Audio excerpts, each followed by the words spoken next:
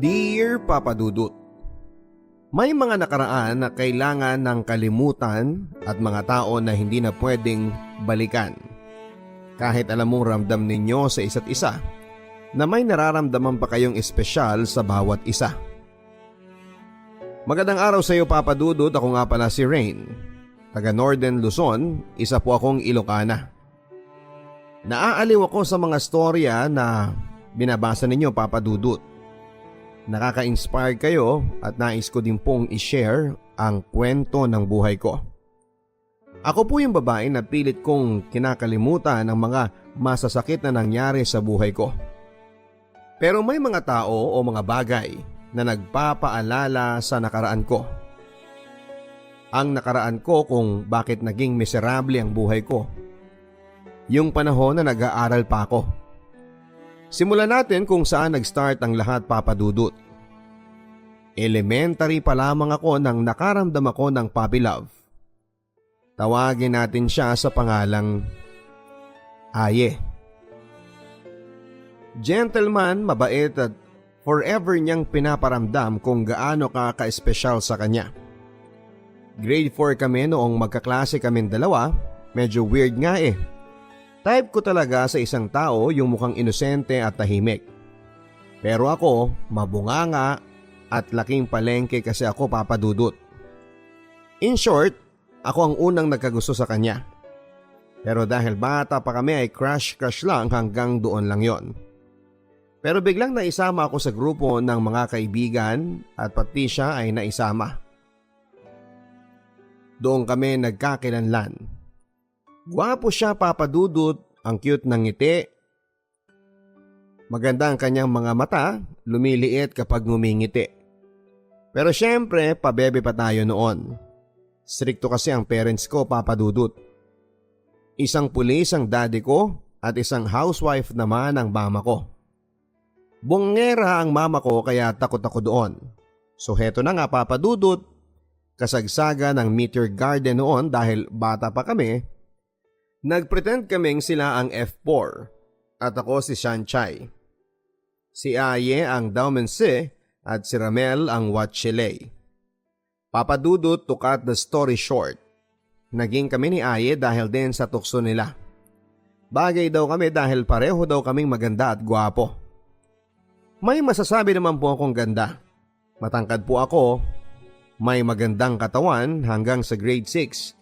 Na kami ay still kami pa rin ni Aye. Sweet siya Papa Dudut lalo na noong nagkasakit ako. Hindi ko na kasi siya classmate that time, nasa second section ako at nasa third section naman siya. Noong nalaman niyang may sakit ako pero dahil sa gusto kong pumasok at makita si Aye araw-araw, dahil maganda lagi ang araw ko kapag nakikita ko ang smile niya, pumasok ako kahit may sakit. Nalaman niya, nag-excuse siya sa teacher namin sabay sabing, "Ma'am, ibibigay ko lang po ito kay Rain." Naghiyawan ang mga classmate ko Papa Dudut. Binigyan ako ng royal biscuit at gamot Papa Dudut. Nag-blush ako noon sa sobrang kilig. Ramdam ko talaga na mahal ako ni Aye. Pero wala talagang perpektong relasyon. Away bati pa rin kami dahil nagsiselo siya kay Ramil. Close daw kami, mas close daw kami ni Ramil kesa daw sa kanya. Pero wala sa isip ko talaga yon. Hindi ko akalain na pati closeness ko kay Ramil ay issue kay Aye. Magkakaibigan kami ni Aye, si Ramil. Ang hindi ko pala alam ay may lihim na pagtingin sa akin si Ramil. Varsity kami pareho noong elementary sa volleyball. Nagkasama kami sa isang lugar dahil area meet, kami lang ang magkakilala or close, so kami ang madalas na magkasama. Iniigib niya ako ng pampaligo ko dahil baryo pa kasi yung pinuntahan naming mga player. Kasalanan ko din naman kasi Papa Dudut, nahulog ako sa kindness ni Ramil, nagkaroon kami ng MU habang nasa ibang lugar kami. Pero sabi ko pagbalik natin sa school ay balik magkaibigan ulit tayo. Pero hindi naman siya nagsalita. Nasa school na kami nang nakasalubong ko si Ramil at Aye. Sinabayan nila akong pumasok sa school at hinatid sa room. Naiilang ako kasi nasa gitna ako ng dalawang lalaki na mahalaga sa akin. Walang nagsasalita, basta naglalakad lang kami. Papa Dudut, mahal na mahal ko na si Aye noon at espesyal na kaibigan ko naman si Ramil. Isang araw bigla na lang kaming nagkalabuan ni Aye dahil akala niya kami ni Ramil. Dahil po sa closeness namin ni Ramil. Bago kami makagraduate ng elementary ay naghiwalay kami dahil sa maling akala niya. Hindi kami naging mag-on ni Ramil kahit anong pilit kong i-explain ay hindi naman ako pinakinggan ni Aye. I am too young to feel the pain. Sobrang sakit Papa Dudut, naghiwalay kami dahil akala niya kami ni Ramil. Hindi ko alam kung paano mag-move on. Halos gabi-gabi akong umiiyak at nagtatanong, bakit? Ano ang nangyari? Bakit kasalanan ko? Bakit gano'n na lang at bigla-bigla na lang siyang bumitaw? High school Papa Dudut, here we are. Schoolmate ko pa rin si Aye Papa Dudut. Nakikita ko pa siya sa school, ganun pa rin siya at walang pinagbago. Guwapings pa rin siya. May mga naging kaibigan ako sa room namin at yon ay sina Joey, Maymay at si Jam. Sila ang mga kaibigan kong masasabi kong totoo talaga, hanggang sa ngayon ay mga kaibigan ko pa rin sila at hindi nakakalimot. Si John na kaibigan ko ay type si Aye Papa Dudut. Nalaman niya na ex at first boyfriend ko siya. Nag-ask siya sa akin ng favor kung pwede raw ba na tulungan ko siya na ilakad kay Aye. Papa Dudut, dahil sa kaibigan ko si Joe, tinulungan ko siya. Nagsinungaling ako at sinabi kong hindi ko na siya mahal. At baliwala na sa akin lahat ng nakaraan namin ni Aye. Kinausap ko si Aye na kung pwede ligawan niya ang best friend ko. Nagulat siya at sabay tingin sa akin. Huwag mo kong tingnan ng ganyan, baka mahulog uli ako. Joke, sabi ko. Pwera biro, ligawan mo ang best friend ko. Type ka niya, huwag mo kong biguin Aye. Napilit ang ngiti ko. Pero siya ay nakatingin lang at umiiling. Umalis na ako kaagad at baka may makita siyang luha sa mata ko na ayaw kong makita ng mga tao na umiiyak ako. One day bigla ako nilapitan ni Joe. Nakangiti at masayang masaya. Ang sabi niya, Rain, nililigawan ako ni Aye na sobrang ngiti niya. At ako naman syempre hindi ko pinahalatang nasasaktan ako. Masaya ako sa kanya Papa Dudut. Mahal ko si Aye pero mahalaga sa akin ang kaibigan ko. Nalaman ko na lamang na sila na Papa Dudut. I was pretending that I am okay in front of them. Pero noong mag-isa na ako at nakauwi na sa bahay ay sobrang iyak ko. Sobrang sakit pala Papa Dudut. Kaya noon ay nag-decide na ako mag-entertain ng ibang lalaki sa buhay ko. At doon ko naman nakilala si Angelo.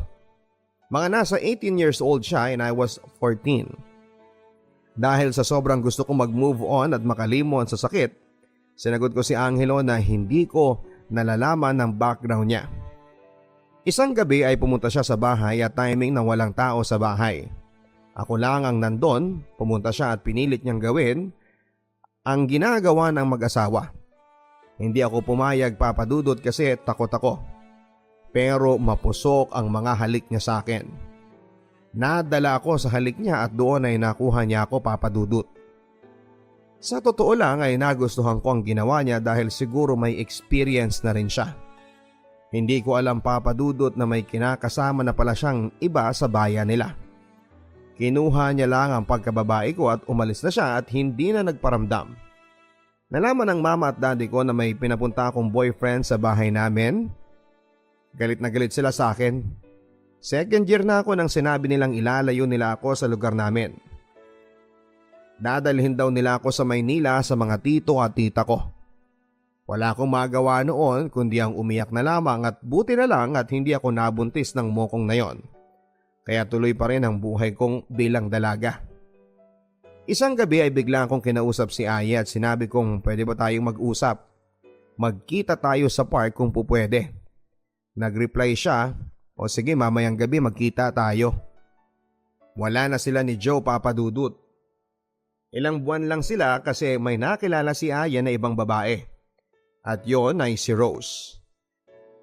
Nagkita nga kami Papa Dudut, nag-usap at sinabi kong pupwedeng balikan niya na ako bago magkaroon ng movie na One More Chance na pelikula ni Bea Alonzo at John Lloyd. Nasabi ko na kay Aye na ako na lang. Balikan na lang niya ako. Nagmakaawa ako sa kanya pero may iba na siyang mahal at yon ay si Rose. Sinabi ko lahat kay Aye ang mga nangyari sa akin habang sila pa ni Joe. Malihim akong tao, Papa Dudut, at bibihira lang ako magkwento, pero sa unang pagkakataon ay nasabi ko kay Aye lahat ng hinanakit ko. Dahil siguro nga dahil din sa kanya. Dahil sa pagmamahal ko sa kanya. Dahil sa kanya ay nawala na ng focus ang buhay ko. Sabi ko sa kanya, kung ayaw mo na talaga at mahal mo si Rose, pwedeng mag-request na pwede bang halikan mo ko, Aye. Sige, sabi niya. Hinalikan niya ako, Papa Dudut, yun nga lang ay smack lang. Ang sabi ko sa kanya ay hindi ganyan ang gusto ko. Ano? Sabi niya. Heto. Ang ginawa ko, Papa Dudut, ay hinalikan ko siya ng maalab. Virgin pa ang lips niya. Wala pa siyang karanasan. Ilang minuto rin yun, Papa Dudut, at yun, tinigil ko na. Ang sabi ko sa kanya ay salamat. May babaunin na ako papunta ng Maynila. Doon na ako mag-aaral at lalayo na ako sa lugar kung saan ay nasaktan ako ng todo. Napatulo na noon ang luha ko, pero pinipilit ko pa rin nakangiti. Nanlaki ang mga mata niya sa ginawa ko at sinabi niya. Gulat na gulat siya at ang sabi niya, ako daw ang first kiss niya. At ganon pa daw. Dahil nga sa pilya ko ay natawa na lamang ako. Bigla niyang hinawakan ang kamay ko nang paalis na ako at bigla niyang hinila paharap sa kanya. At niyakap niya ako, Papa Dudut.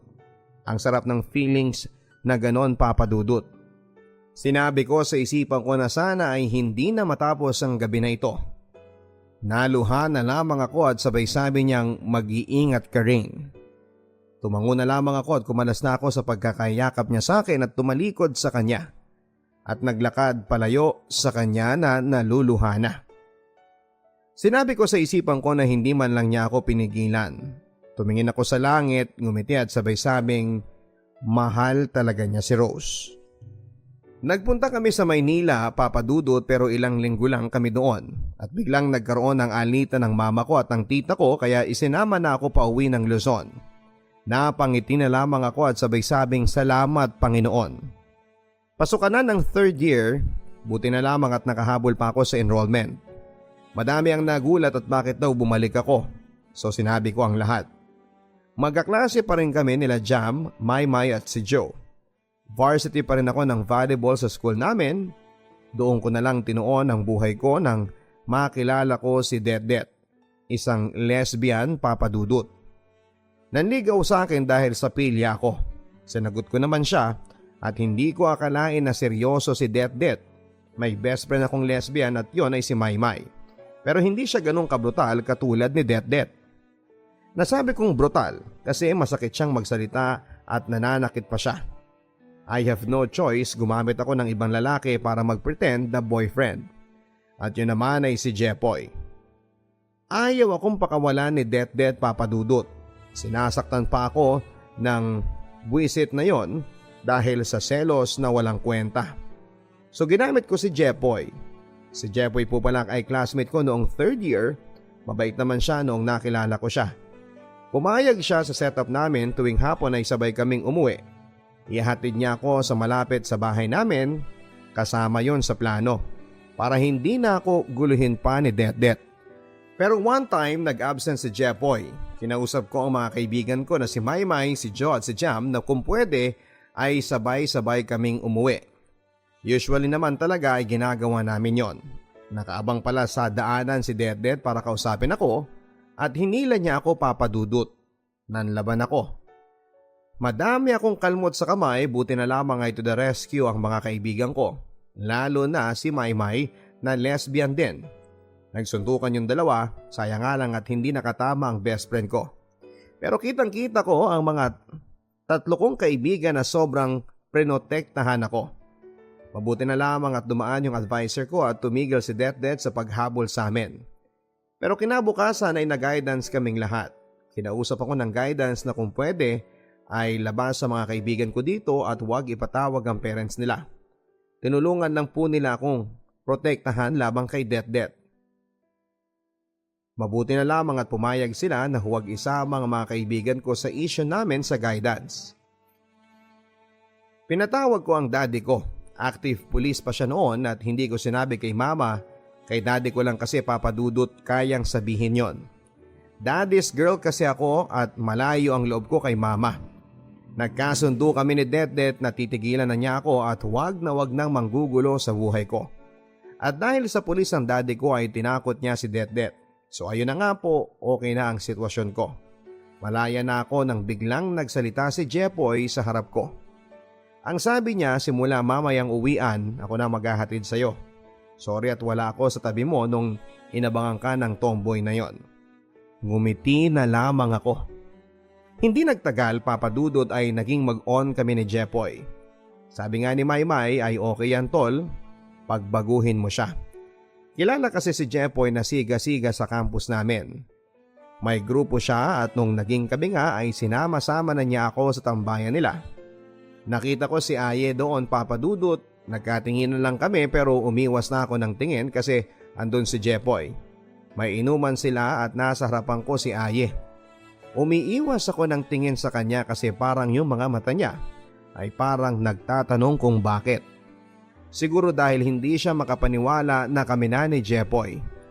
Hindi po kasi kagwapuhan si Jepoy dahil siguro protektado ako kapag si Jepoy ang nasa tabi ko. 4th year na kami, still kami pa rin ni Jepoy. Away-bati kami pero that time ay sobra ko siyang mahal papadudot. Halos siya na ang mundo ko.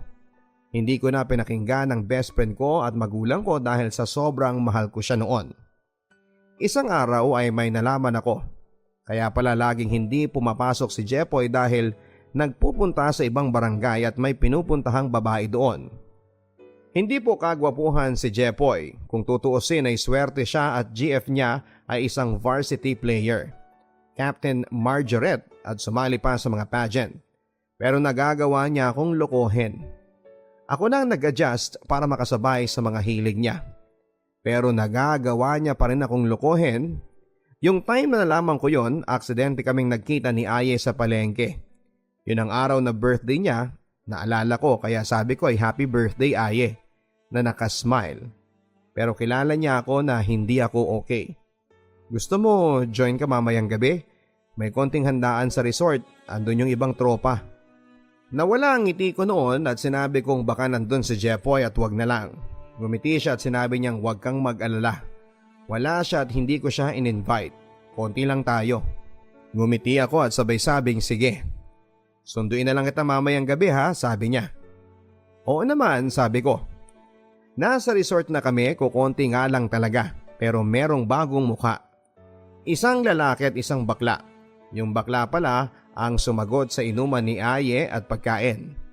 Yung lalaki naman taga-resort, kaibigan ni Nando na kaibigan namin ni Aye.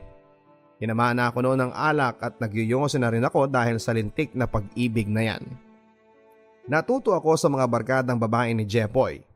Pinipigilan ako ni Aye na magyosi pero binaliwala ko lang. Naiiyak na ako dahil sa panloloko ni Jepoy sa akin. Hindi ko talaga matanggap na niloloko ako ng mokong na yon. Kahit ganon ang itsura noon ay minahal ko yon. Ang sabi ni Nando ay hayaan mo na lang Aye.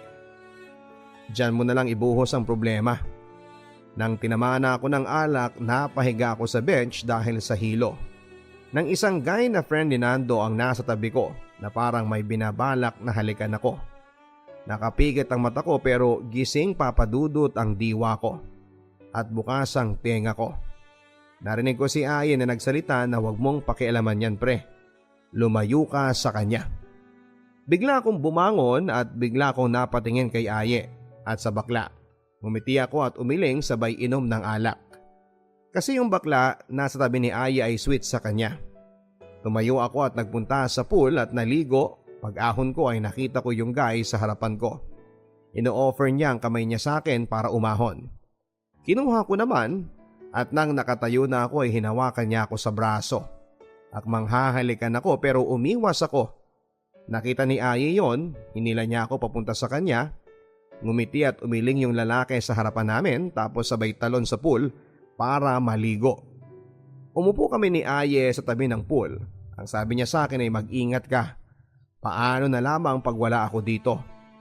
Asa na si Inang, yung baklang tinutukoy ko? Umalis na siya. Bakit siya umalis? Gusto nang umuwi eh. Bakit hindi ka kasama, sabi ko. Hindi kita pwedeng iwan dito. Napayuko na lamang ako at umiiyak. Kung ano man yung pinagdadaanan mo, nandito lang ako, Rain, ang sabi ni Aye. Bigla ako nagsalita. Bakit hindi mo ko binalikan, Aye? Bakit hinayaan mong masira ang buhay ko sa iba? Alam ng Diyos kung gaano kita kamahal. At alam ng Diyos kung gaano ako nasaktan. Nasira ang buhay ko dahil sa breakup natin. Hindi ko na alam kung maaayos ko pa ito. Ngayon ay malabo na kami ni Jepoy. Pwede ka nang sumingit, pero alam ko kung gaano mo kamahal si Rose. Umiiyak ako nang sinabi ko yan, Papa Dudut. Hindi siya nagsasalita bagkos ay inangat niya ang mukha ko at hinalikan niya ako. Papa Dudut, nakita ng guy yung ginawa ni Aye sa akin kaya lumayo na yung guy. Miss na miss ko na si Aye, Papa Dudut. Na-miss ko ang labi niya. Hinatid niya ako sa bahay namin dahil nakakainom na ako. Papa Dudut, niyaya ko siya sa kwarto ko. Walang tao ng gabi na yon. Ang kwarto ko, Papa Dudut, ang saksi kung gaano namin kamahal ang isa't isa. Pero pareho kaming hindi po pwede dahil may GF siya. Sila pa rin ni Rose at ako naman ay kami pa ni Jepoy. May nangyari, Papa Dudut. Pero tumigil siya nung umiiyak na ako. Hindi ko kinaya. Pag sa ibang lalaki yon ay nasasaktan at napapayak na yung babae. Itutuloy pa rin nila, makuha ka lang. Pero si Aye, Papa Dudut, ay iba siya. Tinigilan niya at niyakap ako sabay sabing sorry Rain. Sorry, hindi na mauulit yung nangyari. Nagising na lamang ako na wala na siya sa tabi ko, umalis na pala siya na hindi ko namamalayan. Hindi pa rin nawawala ang pagmamahal ko sa kanya, Papa Dudut. Bigla siyang nag-text. Ang sabi ay, "Good morning Rain, kumusta ang pakiramdam mo?"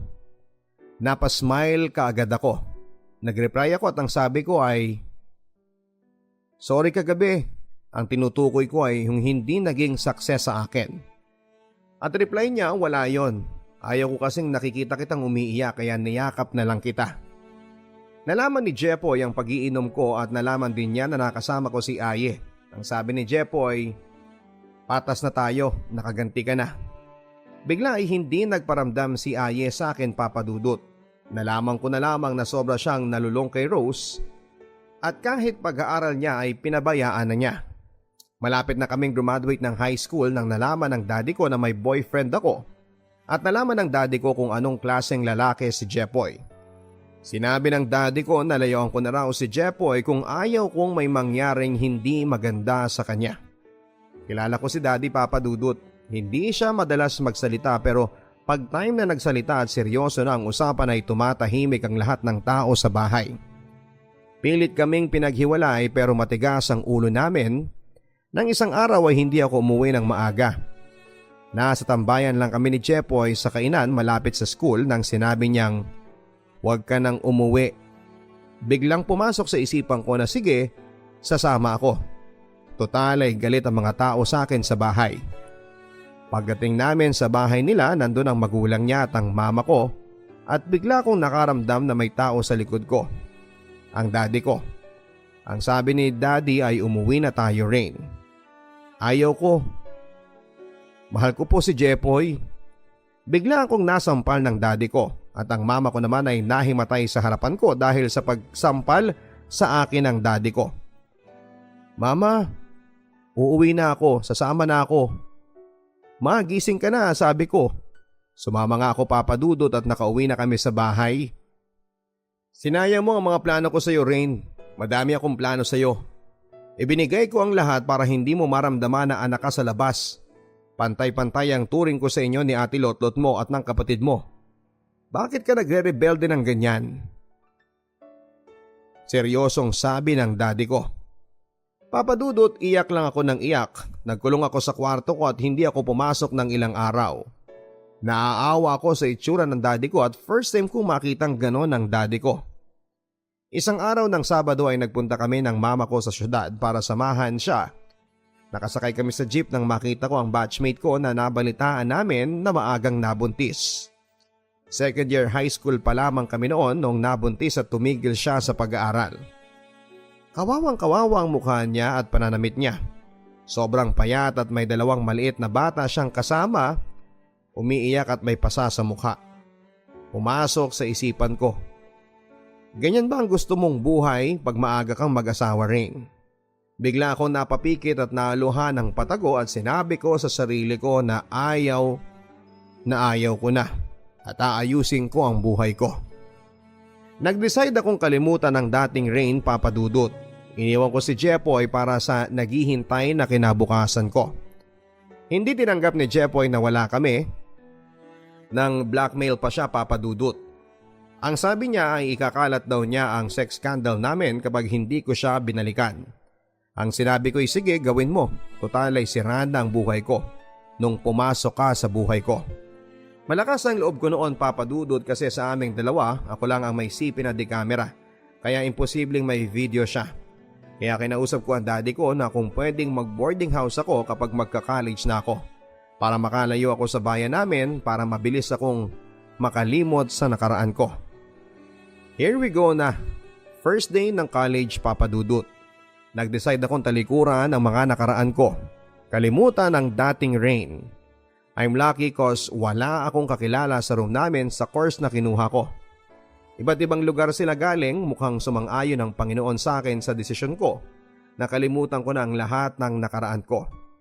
At saka gustuhan ko talagang makalimot ay hindi ako umuwi sa bayan namin. Nag-boarding house talaga ako malapit sa school para makalimutan ang nakaraan ko at magsimula ng panibagong buhay. Sa major ko, ako lang ang nag-iisang taga sa amin, as in zero. Wala kang kakilala. Mabuti na lamang at mabait sila Marlene, si Alon, Lina at si Sis. Sila ang una ko naging kaibigan sa college at nang madagdagan at nang nakabuo kami ng grupo, walang organization na involved, Papa Dudut, just a simple group na kasama sa kalokohan, sa saya, pag vacant subject ay pumupunta kami sa ilog o sa bahay ng kaibigan namin. Doon ko nakilala si Jazz. Nanligaw siya, Papa Dudut. Pero nagdadalawang isip ako, kaya ko na bang pumasok sa bagong pakikipagrelasyon? Sabihin na natin ideal man si Jazz. Tall, dark and handsome siya. Taga-Tarlac at napadpad lang siya sa lugar namin dahil pinag-aaral siya ng lolo niyang ex-military. Mga 2 months na panliligaw ay sinagot ko siya, Papa Dudut. Masaya kami pero wala talagang perfect relationship. On and off kami sa relasyon namin. By the way, pinakilala ko na siya kay Mama. Tanggap naman niya kasi nasa itsura talaga ni Jazz ang matitipuhan ng mama ko. Kaso, daddy ko, alam din niya. Hindi siya pabor sa pagbo-boyfriend ko. Maraming beses kami nag-break at nagbalikan. One time yung nag-break kami kasi sa isip ko, tama na at pagod na ako. Ayaw ko na at sobrang mahal ko siya, kaso ay feel kong hindi na siya masaya sa akin. Ayaw ko namang ipagpilitan ang sarili ko kaya halos araw-araw akong umiiyak at lumalaban. Pero natauhan ako at ang sabi ko ay tama na. Bigla siyang nag-text at ang sabi niya, Rain, namimiss na kita. Sorry. Tumawag siya at hindi ako nagre-reply. Sinagot ko ang tawag niya at ang sabi ko naman, ano na naman ito, Jazz? Pwede ba tama na, ayoko na? Sobra na ako nasasaktan at pinatay ko na. Tumawag muli siya at sinagot ko na naman. Ang sabi niya, huwag ka munang magsalita. Pwede patapusin mo muna ako. Ramdam ko na umiiyak na siya, Papa Dudut, at ang sabi niya ngayon lang siya iiyak sa babae. At sa'yo lang, Rain. Hindi ko naman kasi kayang ibigay ang gusto mo. Mahal kita at ayaw ko mawala ka pero hindi naman po pwede na sa'yo lang iikot ang mundo ko. Umiiyak na sabi niya. Nahihirapan na ako dito, Rain. Hindi lang ako makaalis dito dahil sa'yo at gusto kong guminhawa ang buhay ng magulang ko. Alam mo naman ang sitwasyon ko. Please intindihin mo ko. Papa Dudut, ilang beses ko na siyang iniintindi at sa ngayon ay magsusugal muli ako. Tinanggap kong muli si Jazz sa buhay ko. Nag-text ako kay daddy ko at sinabi kong kami na muli ni Jazz. Ang sagot naman niya, itigil ko na dahil mukhang ako na ang naghahabol. Ang sagot ko ay last na last chance na ito. Huli na, pag hindi nag-workout, ayaw ko na. May nangyayari sa amin ni Jazz, Papa Dudut, kaya siguro ay sobra ko siyang mahal. Idagdag mo pa, natanggap siya ng mga magulang ko. Pero dahil siguro sa madalas naming pag-aaway, nakakapagod at nakakasawa na rin ang away bate. Nag-decide kami ni Jazz na mag-cool off muna kami. Pareho naming gusto yon, pero may isang araw naririnig ko na nililigawan niya yung bagong classmate namin. Third year college na kami noon, cool off pa din kami ni Jazz that time. Na biglang nalilink daw si Jazz sa bago naming classmate na kinakairita at kinakainis ko. Bigla akong kinausap si Jazz at ang sabi ko, kung manliligaw ka ay wag naman sa classmate natin. Classmate mo ko at nasasaktan din ako. Masakit sa akin yon, intindihin mo naman ang nararamdaman ko. Marami dyan, wag lang sa classmate natin. Ang sagot niya, ako ba? Iniintindi mo? Akala mo hindi ko alam na nagpapaligaw ka na? Sa kapatid pa na classmate natin? Oo, hindi ko maibigay ang kayang ibigay ng mokong na yon. Mahirap lang ako rin eh. At saka alam ko na nag-move on ka na. Naluluha na, sabi niya. At ako naman ay naiiyak na rin at ang sabi ko, ako naka-move on. Kung naka-move on ako, hindi ako naaapektuhan ng ganito. Napangiti siya at sinabing deserve mong masaktan rin. At dahil sinasaktan mo din ako. At saka hindi mo matuturuan ng puso ko kung sino ang gusto kong mahalin at ipapalit sa iyo. Tumalikod na siya at iniwan akong mag-isa sa hallway ng building ng school namin. Pagtingin ko sa baba ay nakita ko yung babae na nakatingin pala sa amin kanina pa. At sabay na silang lumabas ng campus ni Jazz. Papa Dudut, sobrang sakit. Ang akala ko noon, Papa Dudut, ay hindi ko na mararamdaman. Noong panahong kami pa ni Aye. Pero heto, mas masakit pa pala. Ibinigay mo ng lahat sa taong mahal mo, yung pinipilit mong maging okay sa harap ng ibang tao kahit alam mong sobrang sakit na. Na-hospital pa ako dahil sa kagagahan ko sa pag-ibig. Hindi ako makakain at puro alak lang ang laman ng tiyan ko. Bumigay ang katawan ko, wala akong makausap at wala akong mapagsabihan. Doon ko nakita kung sino talaga ang mga nagmamalasakit sa akin, Papa Dudut. Ang mga magulang ko at ang mga best friends ko. Ang mga college friends ko, ilan lang sila sa dumalaw sa akin sa ospital. Sa tulong nila ay pinilit kong bumangon, Papa Dudut, kahit sobrang sakit na. One time, kinausap ako ng best friend ko na si Maymay at ang sabi niya, Tol, ano ba? Magpapatalo ka sa emosyon mo? Hindi yan ang pagkakakilala ko sa iyo. Ang sagot ko, Tol, ano ba? Ano bang kulang? Bakit nila ako ginaganito ng mga minamahal ko? Napabuntong hininga siya at sabay sabing walang kulang, Tol. Nasobrahan lang. Sobra kang nag-expect. Sobra mong minahal ang mga taong alam natin na hindi magtatagal sa buhay natin. Nakalimutan mo mahalin ang sarili mo, Tol. Cheer up lang. Ang pagkakakilala ko sa iyo, Tol, matapang ka. Palaban ka. Fourth year na kami sa college ay binaliwala ko na ang feelings ko sa kanya, Papa Dudut. Gusto kong bumalik pero para saan pa, Papa Dudut? Para saktan muli ako? Nakaahon na ako, saka siya babalik para saktan muli ako. After na ma-discharge ako sa ospital ay pinangako ko na sa sarili ko na magiging matigas na ako sa mga lalaki. Hindi na ako magpapaapi dahil kay Jazz, hindi ko na alam kung ano ang gusto ko sa buhay. Akala ko noon ay nakalimot na ako sa nakaraan ko pero parang bumalik si Aye sa katauhan ni Jazz. Papa Dudut, may naging BF ako. Yamang pangalan, naging kami. May nangyari and then after ng graduation sa college, nalaman ko na may anak na si Aye. Ngumiti na lamang ako at sabay-sabing hindi na niya ako nahintay pa. Nag-work ako sa malaking mall kasama ni Yam. Habang kami, nagkikita kami ng palihim ni Jazz. Oo, Papa Dudut, mahal ko pa rin siya pero hindi na kami. Hindi na kami pwede at parehas kaming may boyfriend at GF. Pero naisipan kong itigil na rin ang pakikipagkita sa kanya.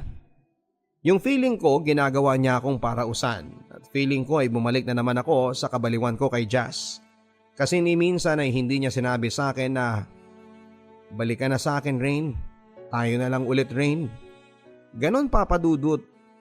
Na-realize ko na naging ex with benefits ang nangyari sa amin. So nilabanan ko papadudot ang feelings ko sa kanya. Kasi kahit na anong gawin ko, hindi na maibabalik ang dating kami. Sa trabaho ko may mga bago ko nakilala sa mall na yon. Yung iba nagpaparamdam sa akin ng pagmamahal. Pero binabaliwala ko na lang hanggang sa isang worker ang nagparamdam sa akin. Type ko siya at gusto ko siyang subukan. May nangyari sa amin ni June pero 2 beses lang at umayaw na ako. Kasi nalaman ko na may ka-live-in na pala siya at may anak na. Pero kami pa ni Yam that time. Ang sumunod ay si Wyatt. Ibang-iba si Wyatt papadudot. Bihasa na siya sa pambobola ng babae. Alam kong babaero siya. Kaya kung gusto niya ng laro ay makikipaglaro lang ako. Hindi ko alam papadudot na seryoso pala siya sa akin. Nung nalaman niya na may boyfriend na ako at pinagsabay ko sila ay nagalit sa akin siya ng sobra. At ang sabi ko na lang ay bakit ngayon mo lang ba naramdaman kung paanong lokohin? Ginago mo ko Rain, sabi niya. Ang sabi ko naman, ganyan din ang ginagawa mo sa ibang babae. Di ba? So ano? Yan ang karma mo. Tinapos ko ng ugnayan naming dalawa after ng convo namin na yan. Si Yam naman ay para siyang mamamatay pag iniwan ko siya pero ginawa ko pa din papadudot. Unti-unti ko siyang iniwan papadudot at unti-unting nakikita ko kung paano niya sirain ang buhay niya.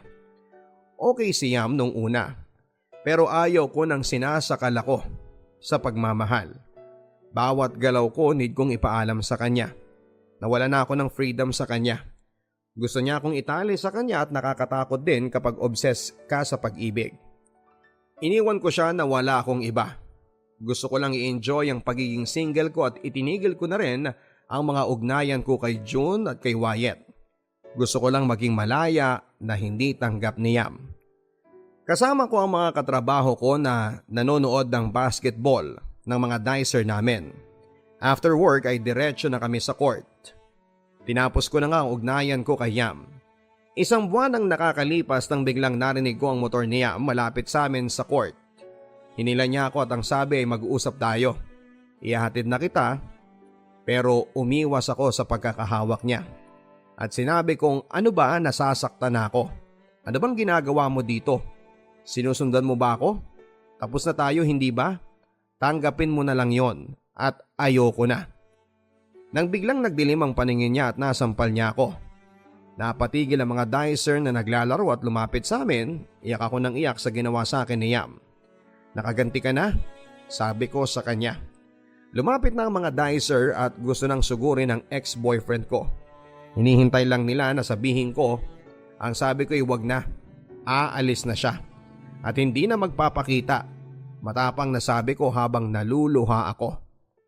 Sorry siya ng sorry at hawakan niya ako nang sinabi kong huwag mo kong hawakan. Ang mga taong nanakit sa akin ay patay na para sa akin. Umalis ka na, sigaw ko. Taon din akong walang boyfriend papadudot. Hindi na ako nag-commit sa iba, pinagpahinga ko na ang puso ko sa love life. Siguro dahil takot ako papadudot, yung ginawa ni Yam na pagsampal sa akin ay iniisip ko na lang na karma ko yon at deserve ko yon dahil sa ginawa ko sa kanya. At yun na rin ang daan para tuluyan na kaming magkahiwalay. Nang minsan nagaya ng inuman si Bless, co-worker ko sa mall. It's time to enjoy be. Saan tayo pupunta? Ang sabi ko. May nag-aayang inuman, taga-meat section sila. Tawagin daw kita be para lumabas naman daw tayo. Nakangiting sabi niya. Ikaw talaga? Sige be, sabi ko. Nakilala ko ang mga taga-meat section. Actually that time ang hawak kong category sa supermarket ay food. 2 section yung mga ready-to-eat products. Isa kaming CA sa SM Supermarket. Kaya ginagalang kami ng mga dicer doon. Balik tayo sa inuman, nakilala ko sila, mga masasayahin na dicer na nakilala ko at naging malapit sa akin si JD. Kaibigan niyang matalik si LC. Mga hindi nila tunay na pangalan. Si JD nagsimula ng magparamdam ng pagtingin sa akin. Pero hindi pa talaga ako ready sa commitment kaya simula pa lang ay busted na siya. Pero makulit siya. Sabi niya ay maghihintay daw siya hanggang sa ready na ako. Naulit nang naulit ang inuman namin, Papa Dudut. Isang gabi nagiinuman kami nang biglang napansin ko na parang may tumititig sa akin. Yun pala ay si Elsie. Si Elsie, Papa Dudut, ay gwapo, matangos ang ilong, payat nga lang ng konti. Nung napansin ko na tumititig siya ay doon ako humanga sa kagwapuhan niya. Sa isip ko matagal ko na itong nakakasama sa inuman, pero ngayon ko lang napansin na gwapo pala ito.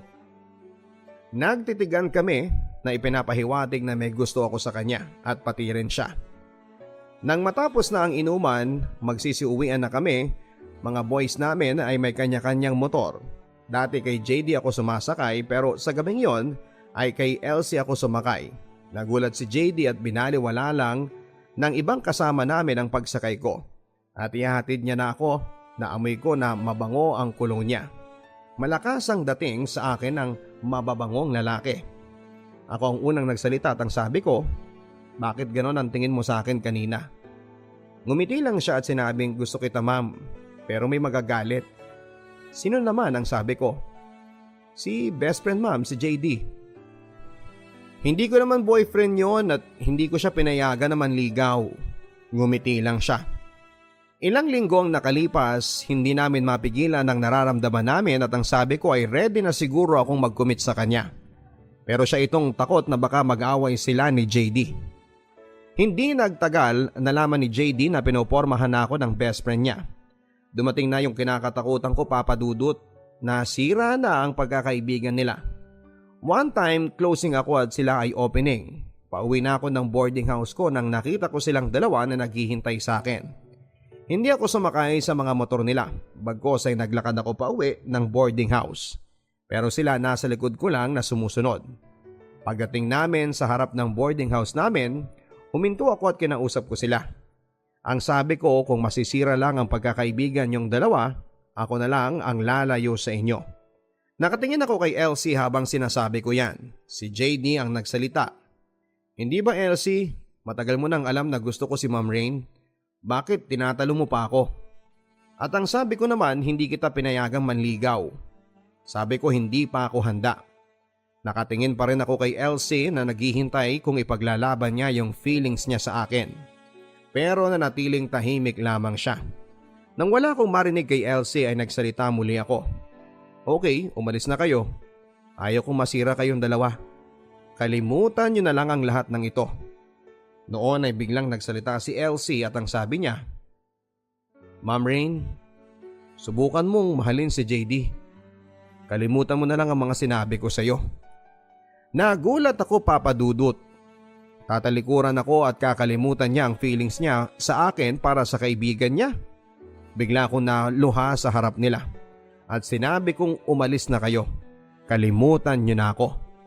Pumasok na ako ng boarding house na umiiyak. Umalis na rin sila. Pag-alis nila ay bigla akong tinext si Elsie at ang sabi ko, "Sigurado ka na ba? Bakit hindi mo ako ipaglaban? Isasakripisyo mo ang pagmamahal mo sa akin para sa best friend mo?" Nakaakyat na ako sa kwarto ko nang biglang nag-text si Elsie at ang sabi niya, "Labas ka dito. Nandito ako sa harap ng boarding house nyo." Lumabas ako, Papa Dudut. Andun siya at naghihintay at nag-usap kami. Ang sabi niya, bakit kasi ikaw pa rin? Bakit kasi ikaw pang nagustuhan niya? At bakit sa isang babae kami nagkagusto? "Ikaw ang gusto ko, Elsie," ang sabi ko. Hindi nagtagal ay naging kami, Papa Dudut. Hindi natanggap ni JD ang desisyon namin ni Elsie. May time pa nga na naglalaro sila ng chess. Ang sabi ni Bless, "Give up na, JD. Talo na yung king mo." Pero ang sabi niya, talo na nga ako sa kanya pati ba naman sa chess. Hindi ko matatanggap ito. Nakatingin kay Elsie pero biro lang yon, Papa Dudut. Nagkaayos din silang dalawa at tinanggap din ni JD ang katotohanan. Minsan, umuuwi kami sa bayan namin at sinasama ko si Elsie sa bayan namin. Isang beses, fiesta. Isang gabi nang may nakasalubong kami, walang iba kundi si Aye, Papa Dudut. "Ikaw pala yan, Aye, kumusta ka na?" "Ikaw ang kumusta?" "Aba, wala pa rin pinagbago ah, lalo kang gumanda." "Naks naman, salamat," sabi ko. Biglang dumating si Elsie. Tara na rin, sabi niya. Wait, halika dito Elsie. Heto nga pala si Aye. Heto naman si Elsie, boyfriend ko. Hello pre, sabi ni Aye. Hello din pre, sabi niya. Sige na Aye, uuwi na kami. May pasok pa kami sa work bukas eh. Medyo nakalayo na kami nang lumingon sa kanya. Nakasandal siya sa kahoy na nakatingin sa langit at kita ko sa mga mata niya ang lungkot. Pero si Elsie na ang buhay ko sa ngayon at kinalimutan ko na lahat ng nakaraan ko. Maraming nangyari, maraming pagsubok pa ang dumating sa amin ni Elsie. Parehas namin nilabanan ng mga tukso na dumating pero ako, lumaban ako papadudot. Maging sa work ko ay puro mga lalaki ang mga katrabaho ko. Nakapagtrabaho po ako sa provincial government at isa akong jail officer papadudot. Maraming lalaki at maraming ideal man doon pero stick to one ang lola nyo. Kay Elsie lang ako. Pero wala talagang perpektong relasyon papadudot. Si Elsie ang mahina. Nagpatalo siya sa tukso. Nagli-live-in na kami papadudot sa panahon na yan pero may isang gabi na hindi siya sumabay umuwi sa akin sa bahay namin. So hinayaan ko lang para makapag-bonding kami ng mga barkada ko. Pero iba yung sa kanya papadudot. Kaya pala hindi siya sumabay kasi may kinakalokohan na ibang babae. Paulit-ulit na lang papadudot kahit na ilang beses kong nalaman na may namamagitan sa kanila. Kahit ilang beses ko silang paghiwalayin pero sila itong kusang gumagawa ng paraan para magkaroon pa rin sila ng ugnayan. Pero tao lang tayo papadudot, napupuno din.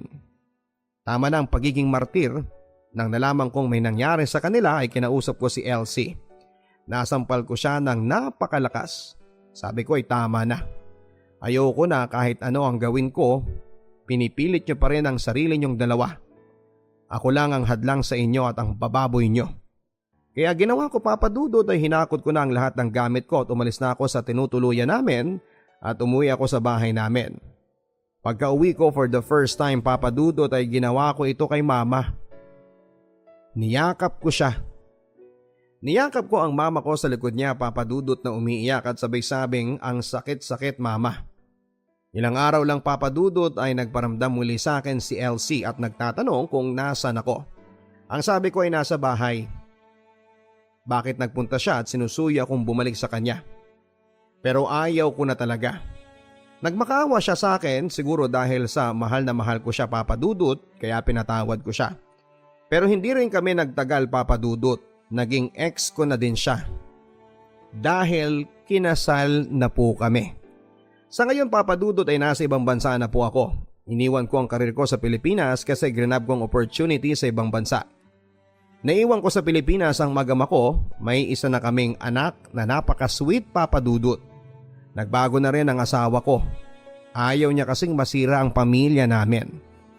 Nandito na ako sa ibang bansa, maayos ang pamilya ko papadudot sa ngayon ay sinusubukan ata talaga ako ng Panginoon.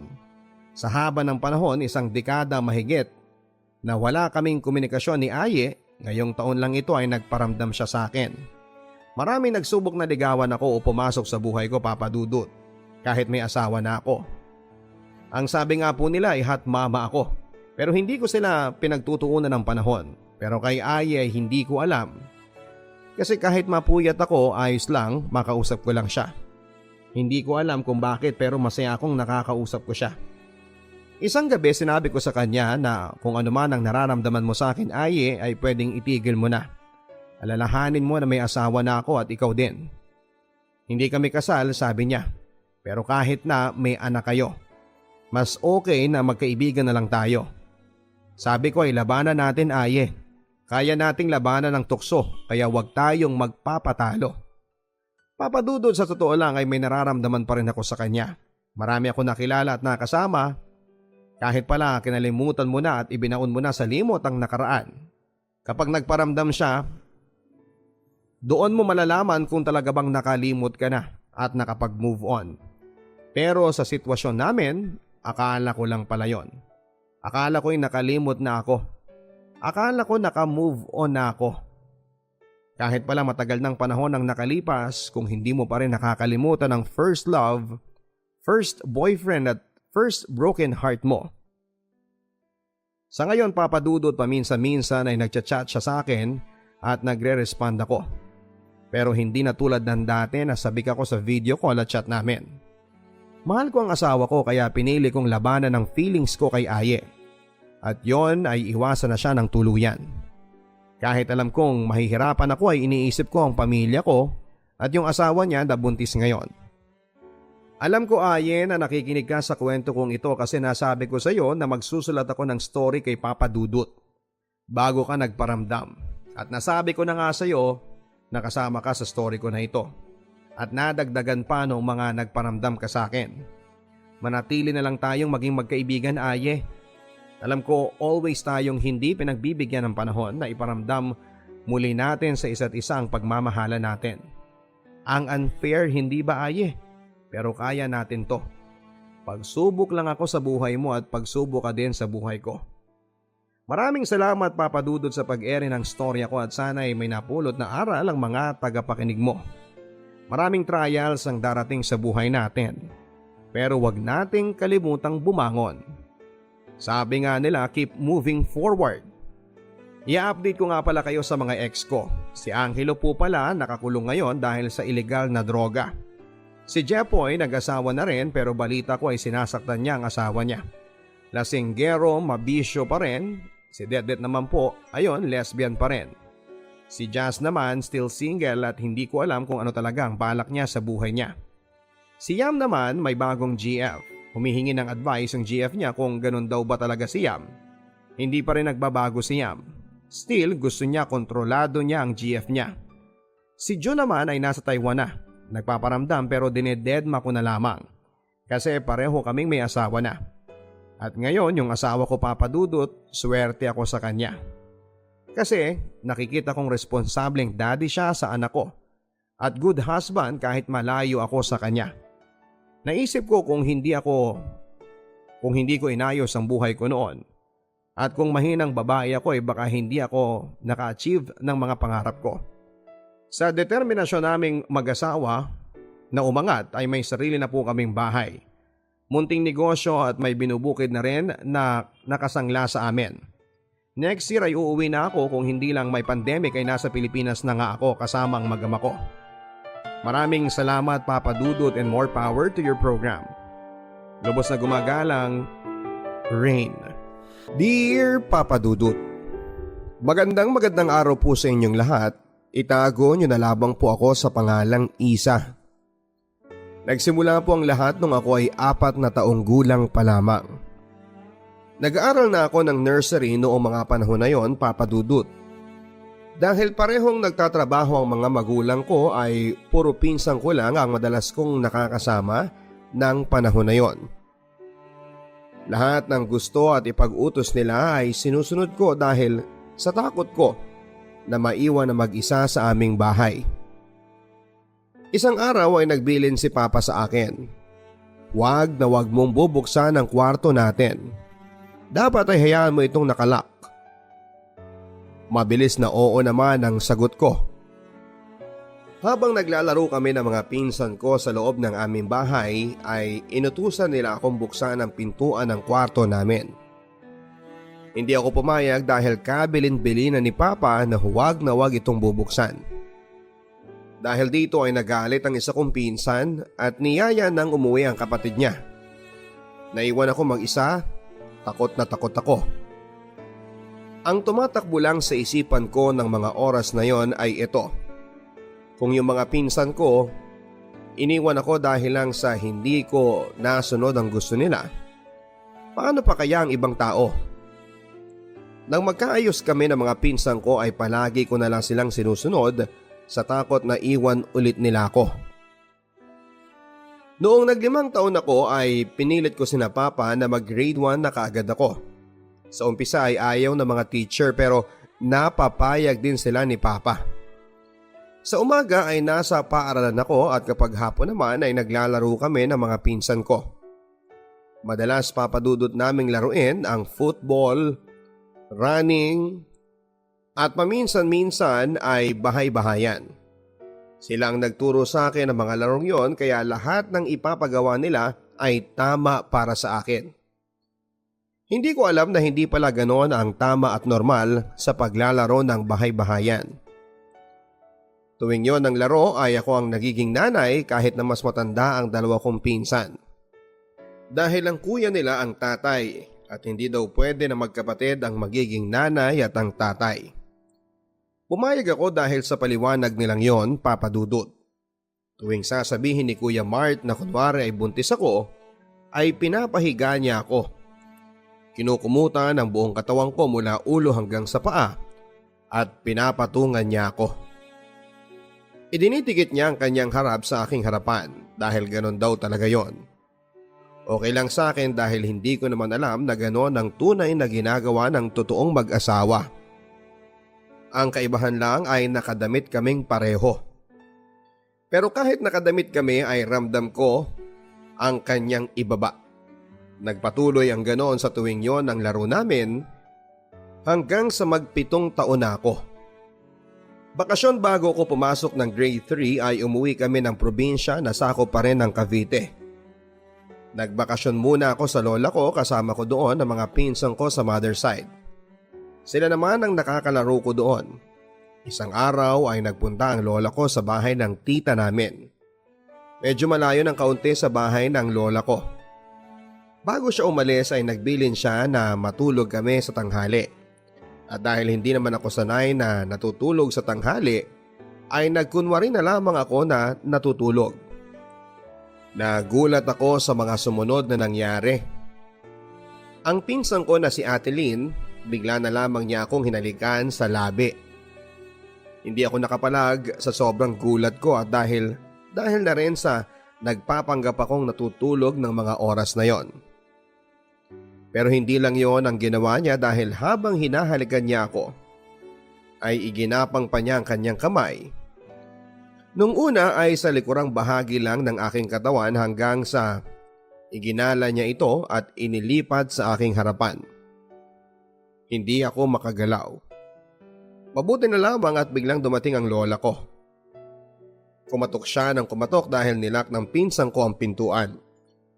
Hindi siya pinagbuksan ng pinsan ko dahil inaayos pa niya ang aking pagkakahiga at ang kanyang sarili. Galit na galit ang lola ko nang nabuksan ng pinsan ko ang pintuan ng bahay. Dali-dali niya itong pinalo at pati ako ay nadamay dahil nagtutulog-tulugan lang daw ako.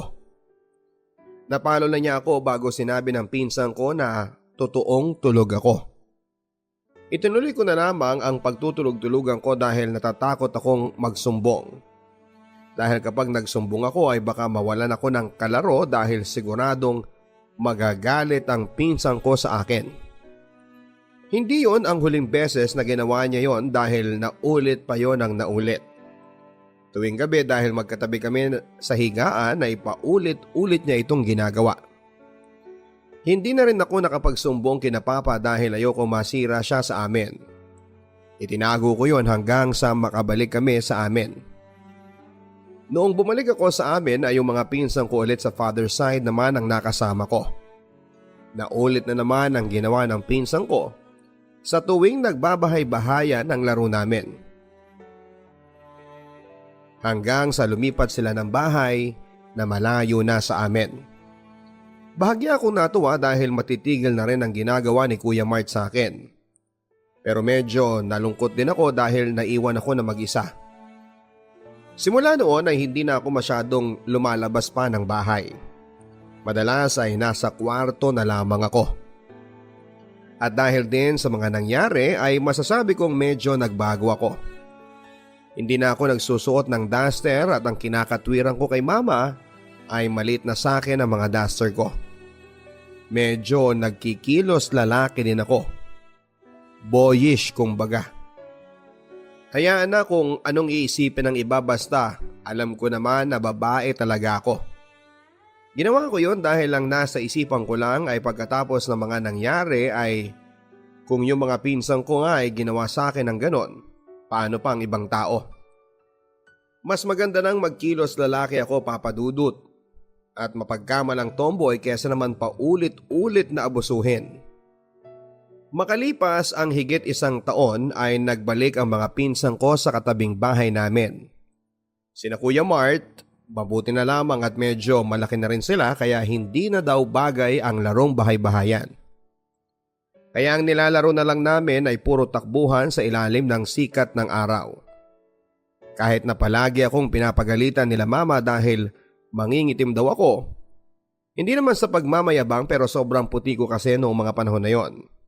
Wala akong pakialam kahit pagalitan nila ako kesa naman bumalik yung ginagawa sa akin ng pinsang ko. Mas gusto ko pang mangitim kesa mababoy ulit. Hanggang sa makagraduate ako ng elementarya.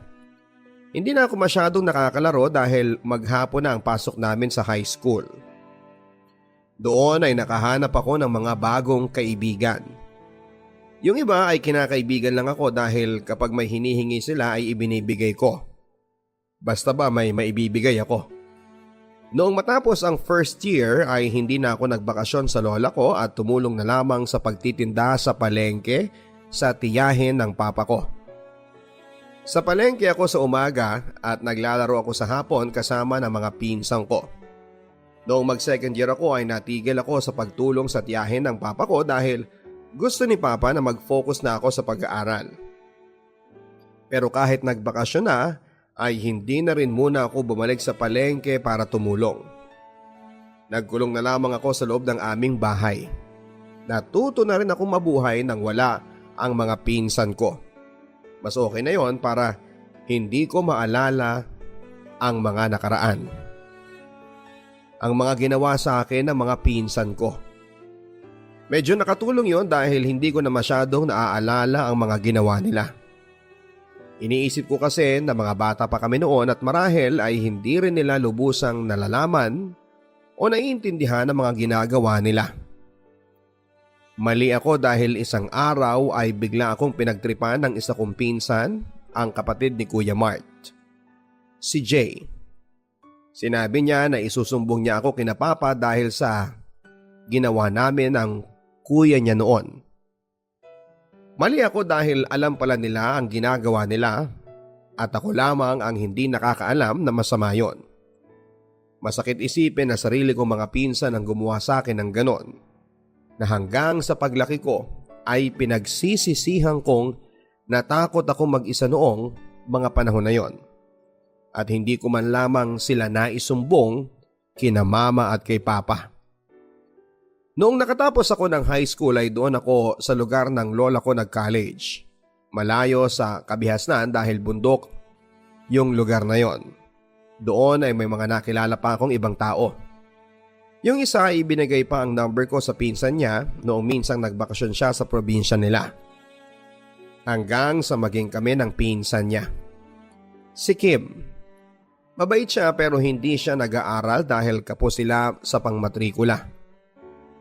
Ipinagpaalam ko naman yon kina mama pero hanggang text at tawag lamang kami dahil masyadong malayo ang probinsya nila. Kung ako ay nasa Luzon, siya naman ay nasa Visayas kaya imposibleng magkita kami ng madalas tulad ng ibang magnobyo. Pero okay lang sa amin yon. At dahil malayo ako sa aming bahay ay na-homesick ako kaya tinapos ko na lamang ang isang taon at nag-transfer na lamang ako sa malapit sa amin. Sa paglipat ko ay madami pa ako nakilala. Iba't ibang tao, iba't ibang mga ugali.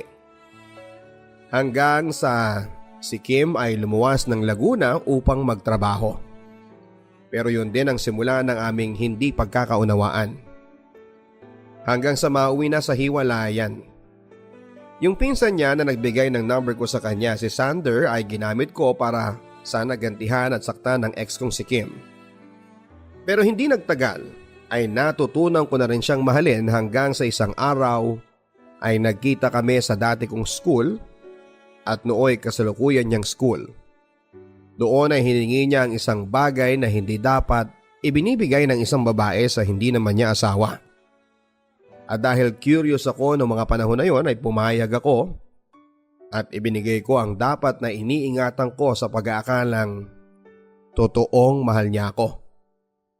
Matapos yon ay pumunta pa siya sa aming bahay upang personal na magpakilala kina mama pero makalipas lamang ang ilang buwan ay hindi rin kami nagtagal dahil umuwi siya ng probinsya at doon ay naghanap na ng iba. Masakit dahil siya ang nakauna sa akin Pero wala naman akong magagawa dahil nangyari na ang hindi dapat. Hanggang sa ibang kaklase sa elementarya ang nagparamdam at nanligaw sa akin. Si Sep. Naging kami pero hindi alam nila mama dahil takot ako na baka maghiwalay lang din kami at siya din naman ay ayaw pa munang humarap kina mama dahil takot pa din siya at nahihiya dahil napahinto din siya sa pag-aaral. Inamin ko sa kanya na may nakauna na sa akin at tanggap naman daw niya yon. Pero sa kalagitnaan ng aming relasyon ay hiniling niya ang hiniling din sa akin ng aking ex. Ayaw ko pero mapilit siya. Muntik na niyang makuha ang hindi naman dapat niya makuha. Hanggang sa isang araw ay bigla na lamang siyang nakipaghiwalay dahil childish daw ako. Nung una ay hindi ko matanggap dahil sa text lang siya nakikipaghiwalay. Pero nang tumagal ay naisip kong nakipaghiwalay siya dahil hindi ko naibigay ang hinihingi niya. Hinayaan ko lamang yon, at least ay hindi niya nakuha. Hanggang sa makagraduate ako sa college at may nakilala akong lalaki. Si Mac. Una pa lamang ay tinamaan ako sa kanya. Hanggang sa maging kami ay alam din niya na naibigay ko na sa iba ang sa akin. Okay lang naman daw yun sa kanya. Masaya naman kami pero hindi din alam sa amin na may bago na akong boyfriend. Ayaw niya dahil nahihiya daw siya. Madalas kaming nagkikita sa bahay nila pero laging siya lang ang tao doon. Minsan ay andon ang kapatid niya pero aalis din. Kaya kami lang ding dalawa ang madalas na naiiwan. Hindi alam sa bahay na sa kanila ako madalas galing kapag ginagabi ako ng uwi dahil ang alam nila ay overtime ako sa trabaho. Hanggang sa dumating ang araw na hiningi din niya ang hindi dapat. At dahil mahal na mahal ko siya, ay nagpaubaya naman ako sa kanya. Paulit-ulit naming ginagawa ang bagay na yon. May pagkakataon pang muntik na kaming mahuli dahil biglang dumating ang nanay niya. Nung araw na yun din ay pinakilala niya ako sa nanay niya.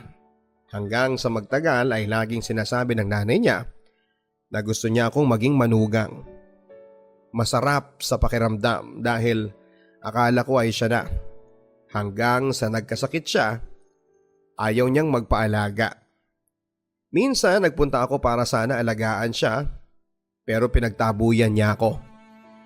Minura pa niya ako dahil ayaw kong umalis sa tabi niya. Pero napilitan na rin akong umuwi hanggang sa isang araw ay may natanggap akong text. Galing yon sa kanya. Wag na wag ka nang pupunta sa amin hanggat hindi ko sinasabi dahil nakakahawa ang sakit ko. Nabigla ako sa text na yon, Papa Dudut, at dali-dali ay tinext ko ang pinsan niya, si Ate Rhea. Tinanong ko kung totoong may sakit siyang nakakahawa at kung ano yon. Sumagot naman siya at sinabing may sakit daw siya sa atay, may hepa. Hepa A daw ang sabi niya. Buti na lang daw at nagagamot yon. Doon ako sa pinsan niya humingi ng update sa kalagayan niya dahil hindi siya nagte-text. Hanggang sa isang araw ay nakipagkita ako sa pinsan niya para magbigay ng kaunting prutas para sa kanya. Mabuti na lamang at mabait ang pinsan niyang yon at pumayag din sa hiling ko na huwag sasabihin kay Mark na nagte-text ako sa kanya. Hanggang sa isang araw ay sinabi ng pinsan niya na magaling na raw ito kaya pumunta ako sa kanila ng sumunod na araw. Pero parang hindi siya natuwa na pumunta ako sa kanila. Noon lang ulit kami nagkita pero parang hindi man lang niya ako na-miss. Hanggang sa ihatid na niya ako sa labasan nila dahil may pupuntahan pa daw siya. Nakasabay ko pa sa bus ang nanay niya at ang bunso niyang kapatid. Ibinayad pa nga ako ng nanay niya dahil nauna silang buwaba sa akin. Hindi ko muna siya kinulit dahil baka lalo lang siyang mainis dahil sa pagpunta ko sa kanila kahit na hindi naman niya sinasabing pwede ko na siyang puntahan. Hanggang isang text ang nagpabangon sa akin ng gabing yon.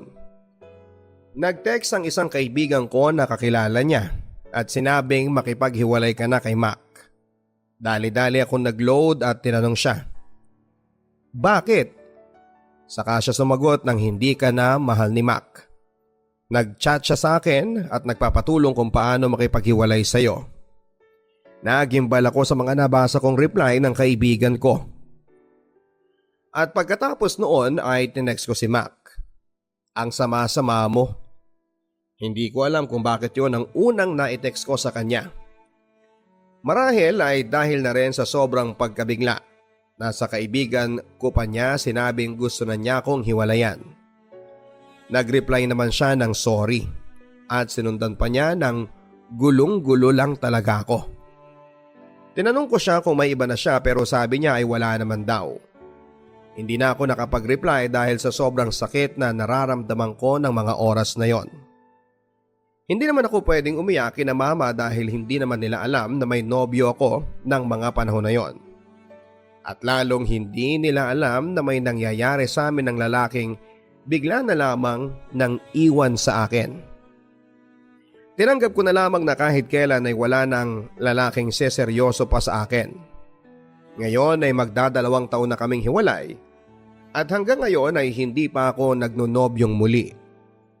Marahil ay natakot ako dahil sa mga pinagdaanan ko. At dahil sa pakiramdam ko pa rin ay walang kahit na sinong matinong lalaki ang magugustuhan ng isang katulad ko. Sa ngayon po Papa Dudut ay nasa tamang edad na ako at ibinubuhos ko na lamang ang oras ko sa pagtatrabaho. Pero hindi pa rin maiwasan na maalala ko ang mga nangyari sa akin noong bata pa ako. Papa Dudut, isinulat ko po ang kwento ko para hindi natularan ng iba at magsilbing aral na din para sa kanila. At para na rin po humingi ng payo kung paano kong makakalimutan ang bangungot ng aking nakaraan. Na hanggang sa ngayon ay mahirap pa ring alisin sa aking isipan. Naway sana sa mga nakikinig po sa programa ninyo ay mag-post po sila ng mga comments nila tungkol sa kanilang advice. Hanggang dito na lamang po Papa Dudut at sana po ay mabasa ninyo ang aking kwento. Maraming salamat. Nagmamahal, Isa.